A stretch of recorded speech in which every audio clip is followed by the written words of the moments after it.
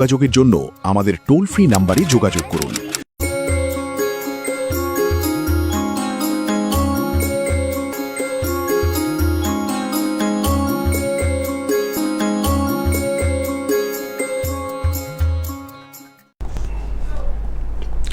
নমস্কার সকল দর্শক বন্ধুদের অনেক অনেক স্বাগত।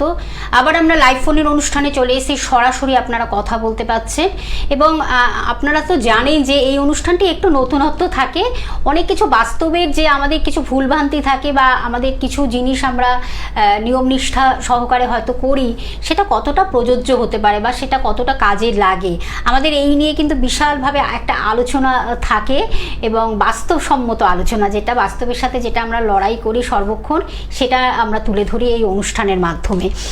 আমাদের সঙ্গে আজও তিনি রয়েছেন বিশিষ্ট জ্যোতিষশাস্ত্রী ডক্টর সঞ্জিত চক্রবর্তী মহাশয়, যিনি কিন্তু একাধিক সম্মানে ভূষিত এবং আপনারা জানেন জ্যোতিষ জগতের এক উজ্জ্বল নক্ষত্র। একাধারে তিনি কিন্তু জ্যোতিষ তন্ত্র এবং তার সঙ্গে বাস্তু কনসালটেন্ট এবং সংখ্যা তত্ত্ববিদ সব কিছু মিলেমিশে তিনি কিন্তু এক এবং অনবদ্য জায়গায় পৌঁছে গেছেন এবং মানুষের মনের মণিকোঠায় পৌঁছে গেছেন। আজও তিনি আমাদের সঙ্গে রয়েছেন। আপনারা শুধুমাত্র নাম, জন্ম তারিখ, সময়, জন্মস্থান জানাবেন, তাহলে হুবহু আপনার জীবন সম্বন্ধে কিন্তু জেনে যেতে পারছেন এবং সচেতনও হচ্ছেন আপনারা। একবারে সচেতনমূলক অনুষ্ঠান বলতেই পারি। সরাসরি চলে যাব, দাদা আমাদের সঙ্গে রয়েছেন সঞ্জিত চক্রবর্তী মহাশয়।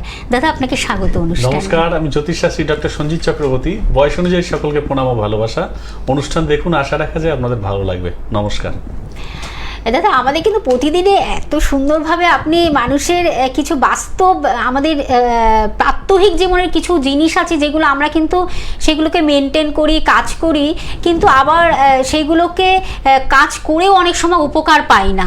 এটা আপনি কিন্তু আগে থেকে একটা সচেতন করে দেন যে এই এই কাজগুলো নিষ্ঠা সহকারে রীতিনীতি মেনে কাজটা করতে হবে। আজকে কিন্তু আমরা একটু আলোচনা রাখছি, বিভিন্ন আলোচনা আমাদের থাকছি। অনেক সময় এখন কিন্তু খুব দেখা যাচ্ছে এই যে সোশ্যাল মিডিয়া টোটকা দিচ্ছে, টিপস দিচ্ছে এবং 1 সেকেন্ডে বা 2 মিনিট বা 3 মিনিটের ছোট ছোট করে তারা টোটকা টিপস দিয়ে মানুষকে সমৃদ্ধ করছে। সেটা কতটা, আপনার মতামতটা জানবো, এটা কতটা সমর্থনযোগ্য? এটা খুবই সুন্দর একটা কথা বা প্রশ্ন বলা যেতে পারে। যেমন দেখা যায় যে অনেকে হয়তো মনে করে থাকেন যে আমরা জ্যোতিষীরা অনেক সময় টোটকা বলে থাকি, বা জ্যোতিষীর বাইরেও অনেকে কোনো টোটকা ধরুন বলে দিল যে আপনি ঘরের মধ্যে 3টে শুকনো লঙ্কা নিয়ে এসে আপনি মাথায় ঘুরিয়ে পুড়িয়ে দিন, তাহলে অনেক হয়তো ভালো থাকবেন। কিন্তু এই যে কিছু কিছু টোটকা, আরো অনেক ধরনের যে টোটকা থেকে যায়, এবার সব ক্ষেত্রে বলবো না, তবে এগুলো জেনে বুঝে বাছাই করে চিন্তা ভাবনা করে তারপরেই করবেন। সবার জন্য কিন্তু সমান নয়। এবার দেখা গেল কোন তিথিতে কোনভাবে কিভাবে কোন পরিস্থিতির মধ্যে কোন জ্যোতিষী বলেছে, সেটা না চিন্তা করে আপনারা সেই টোটকাটাকে ব্যবহার করতে শুরু করে দিলেন। অর্থাৎ ভালোর পরিবর্তে কিন্তু খারাপটাই বেশি হবে। আর টোটকাটা এমনই একটা জিনিস, কোনো দৈববাণী দ্বারা দেখা গেল বংশ পরম্পরা কোনো না কোনো কারণে সেই টোটকাটা পেয়েছে, সেই টোটকাটাকে আস্তে আস্তে আস্তে বংশ পরম্পরা হতে হতে এমন একটা সময় এসছে সেই টোটকাটাকে সবার মাঝখানে প্রকাশ করছে। অতএব সেইগুলো একটা বিচার বিবেচনা করা উচিত। আর টোটকা যে সবগুলোই করা প্রয়োজন এমন কিন্তু কোনো ব্যাপার নয়। আপনি চারদিক থেকে নিয়ে আপনি করে ফেলছেন, তাহলে বড় ক্ষতি হতে পারে। আগে বিচার বিবেচনা করে দেখে যে এটা করাটা ঠিক বা ঠিক নয়, কোন তিথি, কোন নক্ষত্র, কোন গ্রহের উপরে প্রভাব ফেলে এগুলো করেছে, সেটা বিচার বিবেচনা করে তারপরে আপনি অবশ্যই করবেন, তাহলে ভালো হবে জিনিসটা। নমস্কার। হ্যাঁ, একদম দাদা, আপনি এটা খুব সুন্দরভাবে বিশ্লেষণ করে দিলেন। আমরা অনেক সময় যে এই যে দেবতা, অনেক সময় আমরা ঈশ্বরকে প্রতিষ্ঠা করি বাড়িতে, আমরা হয়তো পুজো পার্বণ করি ঘটা করে, এটারও একটা কি রীতি আছে? হ্যাঁ, অবশ্যই। এইটার আপনি যদি একটু বিশ্লেষণ করে দেন, কারণ সামনেই কিন্তু অনেক পুজোর এক এক করে পুজো কিন্তু আসছে এবং সে আমরা কতটা তার কৃপা পাবো এটা আমরা জানবো একটু। এটা কিন্তু একটা ভালো দিক। দেখা যাচ্ছে যে অনেকে মনে করে থাকেন যে পূজা অর্চনা করছি মানে যেভাবে খুশি করে নিলেই কিন্তু হয়ে যাবে বা পেয়ে যাব, ঠাকুরের দেখা বা মনে ভালো দিক আসবে। অনেকে মনে করেন যে ফল ঠাকুরকে পুজো দিচ্ছেন, কেউ প্রসাদ হিসেবে খাচ্ছেন, কেউ ফল হিসেবে খাচ্ছেন, কিন্তু খাচ্ছেন। এইবার দেখা গেল তার মধ্যে ভক্তি, শ্রদ্ধা, মায়া, দয়া, লজ্জা, ক্ষমা যদি এইগুলো থেকে যায়, সেই ফলটারই টেস্ট অন্যরকম হয়ে যায়। এইবার ভগবানকে যদি মনে প্রাণে সেটা করার ইচ্ছে থাকে, বা আপনি টোটকা করছেন বা পুজো অর্চনা করছেন, তার জন্য সঠিক নিয়ম নিষ্ঠাভাবে আপনাকে দিতে হবে। কোনো ব্রাহ্মণ বা জ্যোতিষী বা কোনো তন্ত্রক্রিয়া সাধু সন্তকে আপনি যাই দিয়ে থাকুন না কেন সেটাকে কখনোই সেটা চিন্তা ভাবনা করে দেওয়া উচিত নয়। কারণ আপনি তো জানেন না আমি যদি আপনার কাছ থেকে কিছু নিই বা টোটকা করে থাকি বা কোনো কাজ করে দিই আপনার, আপনি তো জানতে পারছেন না আমি ভুল করেছি না কি করেছি, আর আপনি তো এটাও জানছেন না যে আপনি ভুল করছেন না দিচ্ছেন কিভাবে। অতএব এটা আগে সঠিক জায়গায় জানুন যে এই জায়গাটা দিলে আমি সঠিক পাবো কিনা। আপনি আগে এটা জেনে নিয়ে যে এই মানুষটার কাছ থেকে আমি কিছু পাচ্ছি কিনা, অতএব সেটা চিন্তা করবেন আগে। কোনো দর্শনধারী দেখলাম বা এ কোনো কাজকর্ম যায় না এর দ্বারা হবে, অতএব সেটা নয়। আগে দেখুন এর মধ্যে গুণ কি আছে, সেই গুণটা দেখে তারপরে আপনারা কাজ করুন, তাহলে সেই জিনিসটা ভালো হবে। নমস্কার। একদম। আমরা দাদা অবশ্যই আলোচনায় ফিরবো, কিন্তু তার আগে একজন বন্ধু উপস্থিত হয়ে গেছেন। নমস্কার, কে আছেন সঙ্গে? হ্যাঁ, আমি সোদপুর থেকে বলছি। আচ্ছা, কার বিষয়ে জানবেন? আমার ছেলের সম্বন্ধে। আচ্ছা বলুন, আপনার ছেলের নাম, জন্ম তারিখ, সময়, জন্মস্থান। নাম সরজিৎ দত্ত। আচ্ছা, সরজিৎ আর দত্ত। জন্ম তারিখ 22/9/1997। 97। টাইমিংটা বলুন, জন্ম সময়। জন্ম সময় সকাল 10:30। সকাল 10:30। জন্মস্থান কোথায়? সোদপুর। সোদপুর। আচ্ছা আচ্ছা, কি জানবেন আজকে, কি বিষয়ে জানবো? ওই কর্মযোগ আর বিবাহ। আচ্ছা, দুটোই খুব কঠিন, কর্ম এবং বিবাহ। একদম ভালো লাগছে অনুষ্ঠান, কেমন লাগে দাদা? হ্যাঁ অবশ্যই, আমি মাঝে মাঝে দেখি, আজকে লাইনটা পেয়ে গেলাম তো। বাহ, খুব ভালো, আজকে ভাগ্য প্রসন্ন, সুপ্রসন্ন।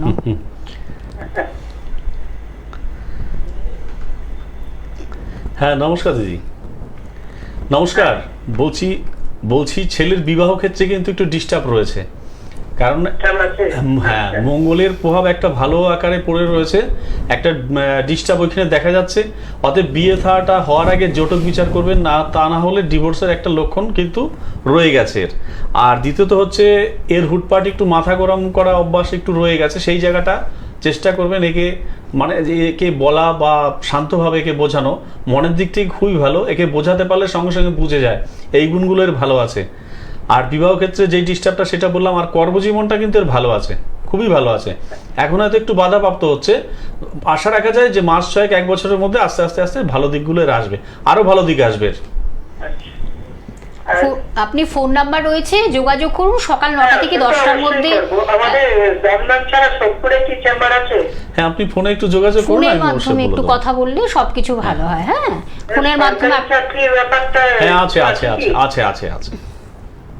ধন্যবাদ। আরো বিশদভাবে জানার জন্য কিন্তু দাদা আপনাদের সঙ্গে রয়েছেন, সকাল 9টা থেকে 10টার মধ্যে আপনারা ফোন করুন এবং আরো এই বিষয়ে জানুন, চেম্বারে আসুন, ফেস টু ফেস কথা বলুন।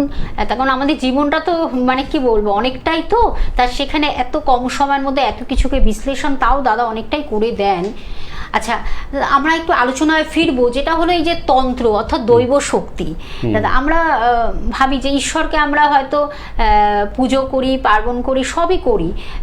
এই যে তন্ত্র ক্রিয়া, যারা জ্যোতিষ বা তন্ত্রবিদরা যে এই ক্রিয়া কর্মগুলোকে করেন, তার আগের তো একটা নিশ্চয়ই ধাপ আছে, আমরা সেটা একটু জানবো। হ্যাঁ এটাও একটা খুব ভালো কথা। এগুলো তো আমরা অনেকে বিচার বিবেচনা করি না। দেখা গেল যে তন্ত্র ক্রিয়া, বাড়িতে একটা অনুষ্ঠান করছি বা পুজো অর্চনা করছি, আমরা কি করে থাকি যে ভালো একটা হয়তো ঠাকুরের জন্য দশকর্মায় গিয়ে আমরা বলে থাকি একটা গামছা দেবে, যখনই সে ভালো গামছাটা দিতে যাচ্ছে, ভালো গামছা নয় পুজোর জন্য। আচ্ছা এই একটা কথা, পুজোর জন্য মানে তাহলে কি পাতলা সরু গামছা নিতে হবে বা পাতলা একটা ধুতি নিতে হবে, এটা নয়।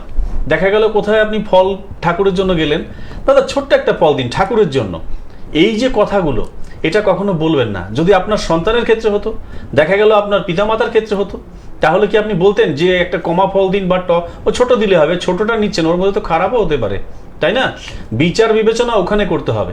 এইবার কোনো পুজো অর্চনা করছেন, সেখানে গিয়ে আপনি দশকর্মায় ঘি চাইছেন, আপনি একটা পুজো অর্চনা বাড়িতে করছেন, আপনি একটা পুজো করছেন, আপনি 50,000-1 লাখ টাকা ব্যয় করে মানুষজনকে খাওয়া দাওয়া করাচ্ছেন, কিন্তু সেই পুজোতে আপনি গিয়ে দশকর্মায় একটা ঘি নিচ্ছেন, আপনি একটু মধু নিচ্ছেন তো দশকর্মা থেকে। ভেবে দেখুন এই যে ঘি আর মধু, এই জিনিসগুলো যে ডুপ্লিকেট, দেখা গেল চিনি জাল দিয়ে সেই ঘিটাকে মধুটাকে তৈরি করছে, বা কোনো ঘি যেটা তৈরি করছে কোনো ডালডা দিয়ে তৈরি করছে। তাই আমি প্রথম দিকেই তো ঠাকুরকে ঠকাচ্ছি আমি। তা ঠাকুর আমাকে কি করে দেবে?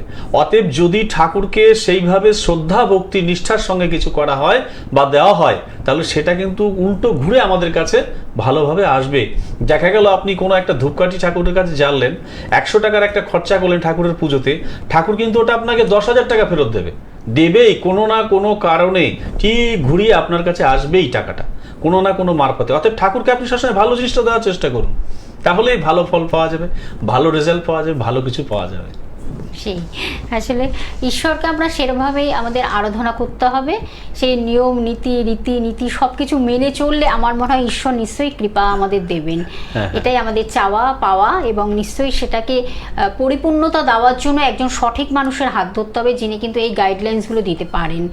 আজকেও তিনি সেইভাবেই আমাদেরকে কিন্তু নানানভাবে আমাদেরকে সচেতন করে দিচ্ছেন, কি আমাদের জীবনের কিছু ভুলভ্রান্তি করে থাকি তার থেকে কিভাবে আপনি দূরে থাকবেন, এবং সেটাকে কিভাবে আপনি সচেতন হয়ে আপনি সেই কার্যটি করবেন। তার জন্যই কিন্তু আমাদের এই অনুষ্ঠান। আমি একটু বলে দিচ্ছি দাদাকে আপনারা কোথায় কখন পাচ্ছেন। জিরাটে পাচ্ছেন, খন্ডানে পাচ্ছেন, মালদহে পাচ্ছেন, দমদমেও তার চেম্বার রয়েছে, বনগাঁতে রয়েছে চেম্বার, মেদিনীপুরে রয়েছে, দক্ষিণেশ্বরে রয়েছে। এছাড়া কিন্তু নতুন যে জায়গাটি আপনাদের কাছে বলা, সেটা সুখবর, হাওড়ার রাধেশ্যাম জেমসেও কিন্তু তিনি বসছেন, এবং টাইমিংটা আপনারা প্লিজ একটু জেনে নেবেন। সকাল 9টা থেকে 10টার মধ্যে আপনাদের সঙ্গে তিনি কিন্তু কথা বলবেন, আপনারা বিশদভাবে এগুলো জানুন। আমরা আবার একটু আলোচনায় ফিরবো, তার আগে ফোন নাম্বারটা বলে দিচ্ছি, 6296473065 একটি নাম্বার, এবং আরেকটি নাম্বার টিভি স্ক্রিনে আপনারা দেখতে পাচ্ছেন 8016626469। এই দুটি নাম্বার হলো বুকিং নাম্বার, যার মাধ্যমে আপনারা বুকিং করে আসতে পারছেন। অ্যাপয়েন্টমেন্ট করে অবশ্যই বন্ধুরা আসবেন। নমস্কার, কে আছেন সঙ্গে? হ্যাঁ নমস্কার, বলুন কে বলছেন, কোথা থেকে বলছেন, কার বিষয়ে জানবেন? আমার বিষয় জানবো। কোথা থেকে বলছেন? কল্যাণী। কল্যাণ থেকে। বলুন আপনার নাম, জন্ম তারিখ, সময়, জন্মস্থান। নাম অরিত্র বর্মন। অরিত্র বর্মন। বলুন জন্ম তারিখ, সময়টা বলুন। 16 নভেম্বর 1994, 10:52। কতই নভেম্বর? 16 নভেম্বর। 16ই নভেম্বর। বলুন সময়টা বলুন, জন্ম সময়। 1994। আচ্ছা, টাইমিংটা বলুন। 10:52। 10টা রাত্রি না সকাল? সকাল। সকাল 10:52। জন্মস্থান কোথায়? কল্যাণী। কল্যাণী। কি জানবেন, কি বিষয় জানবেন? আমার বাবার বিষয়। আপনার বাবার বিষয়। আপনার বাবার, তার মানে আপনার বাবার জন্ম তারিখ সময় দিলেন তো? আচ্ছা আচ্ছা। এটা কার দিয়েছেন আপনার? হ্যাঁ হ্যাঁ। আচ্ছা, মানে আপনারটা দেখে বাবারটা বলতে হবে, তাই তো? হ্যাঁ। আচ্ছা আচ্ছা, ঠিক।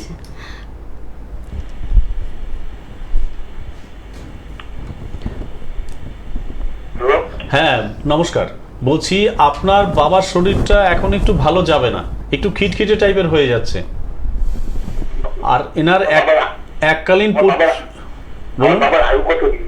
না আয়ু আছে, কিন্তু আপনার বাবার শরীরটা খুব ভালো যাবে না, আর ওনার রক্তপ্রাপ্তি যশ এককালীন খুব ছিল, তবে এনার কিন্তু এখন সময় কিন্তু খারাপ, এনার কিন্তু ডিস্টার্ব দেখা যাচ্ছে। আপনি বিস্তারিত ফোন করতে সকাল 9টা থেকে 10টার মধ্যে ফোন করুন, বলে দিচ্ছি। আপনি ফোন করবেন, ঠিক আছে? টিভি স্ক্রিনে রয়েছে যে নাম্বার দুটি, সেটার মাধ্যমে আপনি বিস্তারিত জানার জন্য সকাল 9টা থেকে 10টার মধ্যে ফোন করুন, আরও এই বিষয়ে জানুন বিস্তরভাবে। বাবার বিষয় ভালো, খুব ভালোবাসেন হয়তো বাবা মাকে, ভালো শ্রদ্ধা করাটা তো খুবই ভালো। আচ্ছা, যাদের নাকি দেখা গেল যে নিজের ছক দিয়ে বাবার বিচার বিবেচনা করা হয়, আপনারা পরে অবশ্যই ফোন করবেন, আপনারা তারপরের দিন ফোন করুন আপনারা, বা আপনাদের পার্সোনাল জানাল হলে তার নাম্বারটা দিন, তার জন্ম তারিখ সালটা দিন, কিন্তু এইভাবে দেখা গেল আপনারটা দিচ্ছেন দিয়ে বাবারটা বলছেন, একটু ডিস্টার্বই হবে। বলা যাবে, কিন্তু এই জন্মছক আয়ুর ক্ষেত্রটা, এটা অবশ্যই দুটো দিক বিচার করতে হয়, সেই বিচারগুলো অবশ্যই আমরা করে সেগুলো বলে থাকি, তো সেগুলো একটু সময় লাগে, তো সেইভাবে আপনারা ফোন করুন, অবশ্যই বলে দেবো। একদম। আমরা এবার একটু জানবো দাদা, যেটা হলো সামনে কিন্তু রাখি বন্ধন উৎসব, সামনে না মানে রাত পোহালেই, আজকে বৃহস্পতিবার, আগামীকালই রাখি বন্ধন। তা এই যে পূর্ণিমা, আমরা জানি যে অমাবস্যা পূর্ণিমার তো একটা আলাদা মাহাত্ম্য থাকে, তা এই পূর্ণিমা, এই রাখি বন্ধন কিভাবে আমরা পালন করব ভালো হয়, সেটা ভাই বোনের একটা সম্পর্ক বা যে কোনো মানুষের সঙ্গে মানুষের একটা বন্ধন, যেটা এইবার তো রাখি পূর্ণিমা একটা ব্যাপার থেকে যায়। এই পূর্ণিমাটা একটা বড় মানে খুব সুন্দর বা খুব ভালো দিক বা সুখ শান্তি বজায় রাখে এই পূর্ণিমাটা। তো এই পূর্ণিমাটা তো একটু তো প্রভাব, একটু খারাপ দিকটাও রয়ে গেছে, রাহুর প্রভাব একটু রয়ে গেছে। 9:30 থেকে একদম পুরো রাহুর প্রভাব পড়েছে 12:30 পর্যন্ত। তো অতএব চেষ্টা করুন এই টাইমটার মধ্যে 9:30 থেকে 12:30 মধ্যে, এই টাইমটার মধ্যে রাখি পূর্ণিমার রাখি না পরানোই ভালো। আগে থেকে মানে সকাল 5টা থেকে 9:30 পর্যন্ত পরানো যেতে পারে, আবার আপনার 12:30 পর থেকে আবার রাখি পূর্ণিমা করা যেতে পারে সন্ধ্যের আগে পর্যন্ত বা সূর্যাস্ত যাওয়ার আগে পর্যন্ত। অতএব এটা করলে খুবই ভালো হবে। আর রাখি পূর্ণিমার মধ্যে সবসময় চেষ্টা করবেন যে কোনো বোনকে বা দিদিকে, যেই হয়ে থাক, যে রাখি পরাবে আপনাকে, সে বড় হোক বা ছোট, অতএব তাকে কিছু গিফট করার চেষ্টা করবেন, কিছু দেওয়ার চেষ্টা করবেন। তাকে দিলে অবশ্যই ভালো দিক তার আসে। একদম। আমরা এক এক করে কিন্তু আলোচনায় আমরা ফিরছি। আপনাদের যদি কোনো জিজ্ঞাসা থাকে নিশ্চয়ই ফোন করবেন, এগুলো জেনে নিন, তেমন জেনে যাওয়াটাও খুব কিন্তু ইম্পর্টেন্ট, গুরুত্বপূর্ণ। তার কারণ আমরা অনেক সময় এগুলো ভুলবশত অনেক কিছু করে থাকি, যেগুলো আমাদের জীবনে আরও একটা সমস্যা তৈরি করে। এই যে অমাবস্যা সামনে, কিন্তু আবার কৌশিকী অমাবস্যা, এটাও কিন্তু আরেকটি এক এক করে মায়ের মানে আগমনের সঙ্গে সঙ্গে এইগুলো পরপর চলে। অমাবস্যা, এই কৌশিকী অমাবস্যা, এই অমাবস্যার মাহাত্ম্যটা আমরা জানবো অবশ্যই। এবং আমরা শুনি এবং বিভিন্ন রকমের, যেটা আপনি বললেন যে এই যে টোটকা টিপস মানে শুরু হয়ে গেছে সোশ্যাল মিডিয়া, খুবভাবেই দেখা যায় এগুলো, যে এইগুলো পালন করলে আপনার জীবনের একটা বিশাল আর্থিক উন্নতি হবে বা সন্তানের সৌভাগ্য ফিরে আসবে। তা এইগুলো আপনি যদি একটু এই বিষয়ে একটু বলেন, মানুষে কনসার্ন করেন। না একেবারে দেখা যাচ্ছে যে কোনো পূর্ণিমাতে যদি কারো কোনো অর্থপ্রাপ্তি যশের দিক থেকে খুবই ডামাডোল, মানে একদম পুরো নিচস্ত হয়ে যাচ্ছে, তার অর্থ থাকছেই না কোনো কারণে, তো এই পূর্ণিমার মধ্যে করা যেতে পারে এটাই যে কোনো যে আমাদের ধরুন অর্থ, যে টাকা পয়সা যে থাকে, যে কোনো সুগন্ধি তাতে বডি স্প্রে হতে পারে, বা তাতে কোনো সেন্ট হতে পারে, বা কোনো পারফিউম, দামি পারফিউমও হতে পারে, বা কস্তুরিও হতে পারে। টাকার মধ্যে সামান্য একটু লাগিয়ে আপনার যেখানে অর্থ রাখার জায়গা যেখানে থাকে, যাকে কেউ সিন্দুক বলেন, কেউ ক্যাশ বাস্ক বলেন, কেউ আলমারি বলেন, বা তার মানি পার্স বলেন, তার মধ্যে রেখে দিন। রেখে দিলেই দেখবেন এই পূর্ণিমার মধ্যে রাখলে, টাকার মধ্যে কোনো সুগন্ধি লাগিয়ে রেখে দিলে অবশ্যই তার ভালো দিক আসবে, অর্থপ্রাপ্তি যশ তার বাড়তে থাকবে। অতএব এটা করলে খুবই ভালো রেজাল্ট পাওয়া যায়। আচ্ছা, আমরা আরো এই বিষয়ে জানবো, কিন্তু তার আগে একজন বন্ধু রয়েছে। নমস্কার, কে আছেন সঙ্গে? আমি শুভজিৎ বলছি। আচ্ছা, গড়িয়া থেকে। আচ্ছা, বলুন। আমি আমার মেয়ের সম্বন্ধে একটু জানতে চাই। আচ্ছা, মেয়ের সম্বন্ধে বলুন। মেয়ের নাম, জন্ম তারিখ, সময়, জন্মস্থান। হ্যালো, হ্যাঁ বলুন। মেয়ের নাম, জন্ম তারিখ, সময়, জন্মস্থানটা বলুন। হ্যাঁ, মেয়ের নাম হচ্ছে শম্পা নস্কর। 2010-এ জন্ম। আর সময়টা হচ্ছে বেলা 11টা 10-এ। বেলা 11টা 10। 2010। হ্যাঁ, তারিখটা বলুন। সালটা তো বললেন, এবার মাসটা বলতে হবে। বেলা 10, বেলা 12টা 10। মাসটা বল, মান্থ, তারিখ, মাসটা মাস। হ্যাঁ, মাস বৈশাখ মাস। বৈশাখ মাস তো বাংলা, ইংরেজিতে কি আছে? এপ্রিল। তারিখটা বলেন তো আপনি, তারিখটা ওগুলো একটু বলুন, তারিখ মাসগুলো একটু বলুন। বাংলায় আমার এপ্রিলটা খেয়াল নেই। আচ্ছা, ঠিক আছে। বৈশাখ মাস, বৈশাখ মাস হচ্ছে আমরা। আচ্ছা, আপনি আপনার তারিখ 10-এ জন্ম তো। আচ্ছা, আপনি তো সঠিক করে আপনি এগুলো একটু মানে সব লিখে নিয়ে আপনি কালকে সকাল 9টা থেকে 10টার মধ্যে ফোন করুন, আমি বলে দিচ্ছি। আপনি তো সঠিক বলতে পারছেন না, সকালবেলা বলুন, কারণ তো অনেক লাইনে রয়েছে, বলে দেওয়া সঠিক বলতে হবে। সঠিক না বললে ক্যালকুলেশনও সঠিক আসবে না। তারিখটা বলতে পারছেন না, আপনি সকাল 9টা থেকে 10টার মধ্যে এগুলো সব হিসাব মানে নিয়ে বসুন, কালকে সকাল 9টা থেকে 10টার মধ্যে। তারিখটা বলতে পারছি। হ্যালো, হ্যাঁ, আপনি ঠিক মতন মাসটা বলতে পারছেন না, তাহলে কি হয়, ক্যালকুলেশনটাও তখন ভুল এসে যায়। ধন্যবাদ।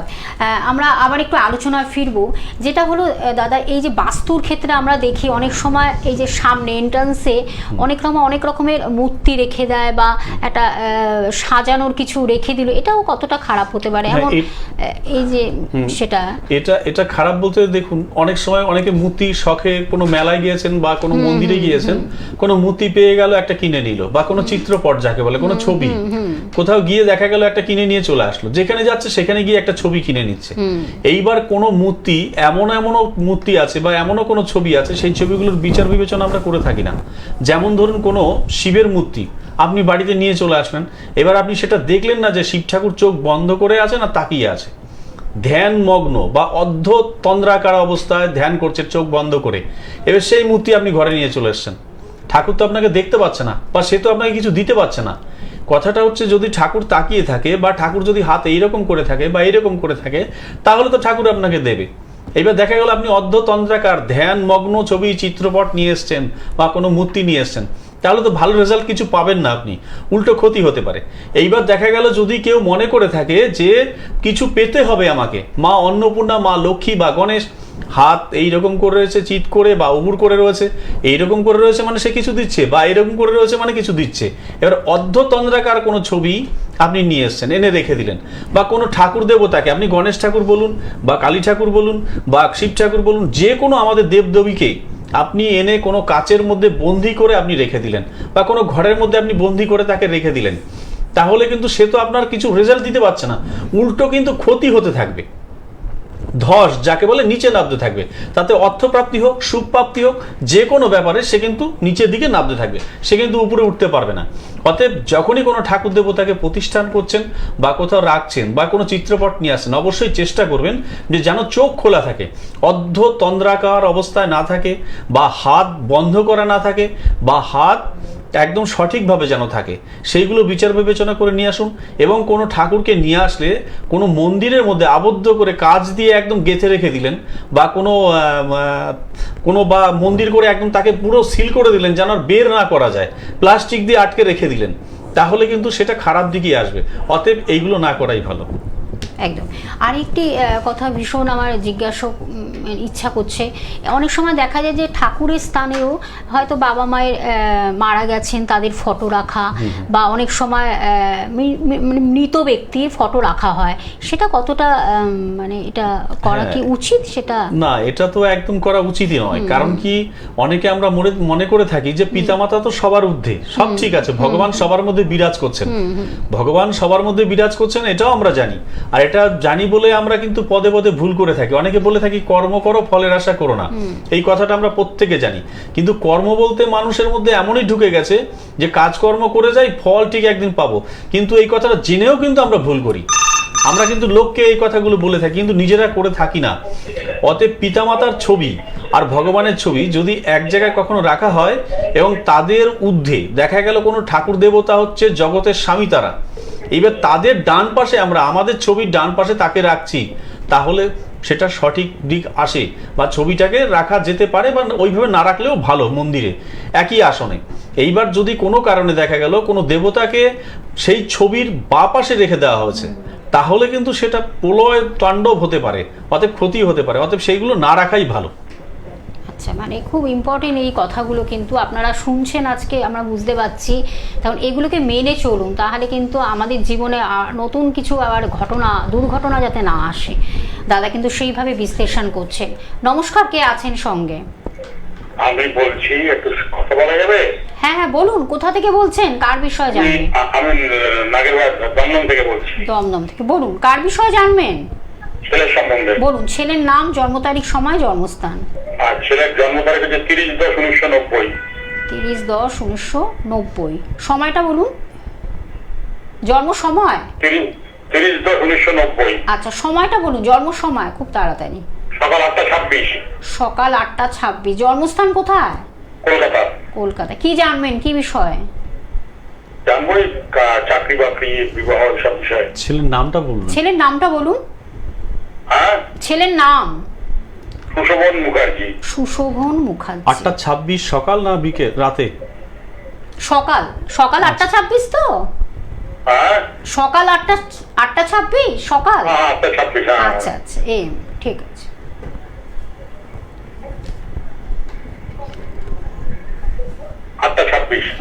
ঠিক আছে।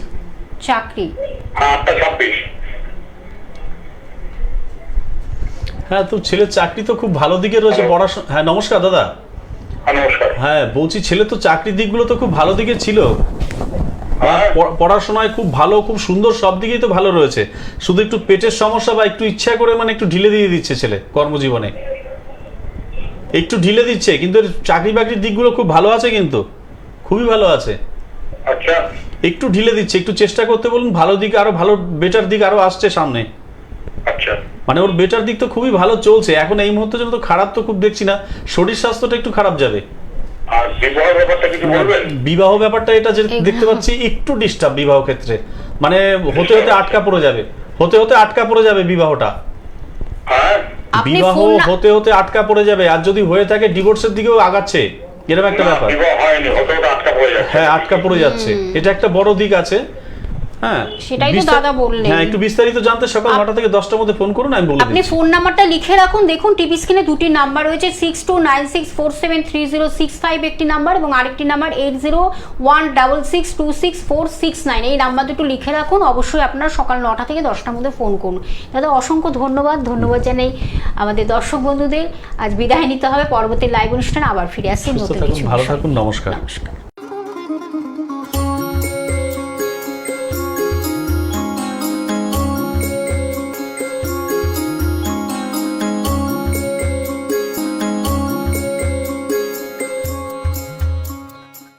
আপনারা দেখছেন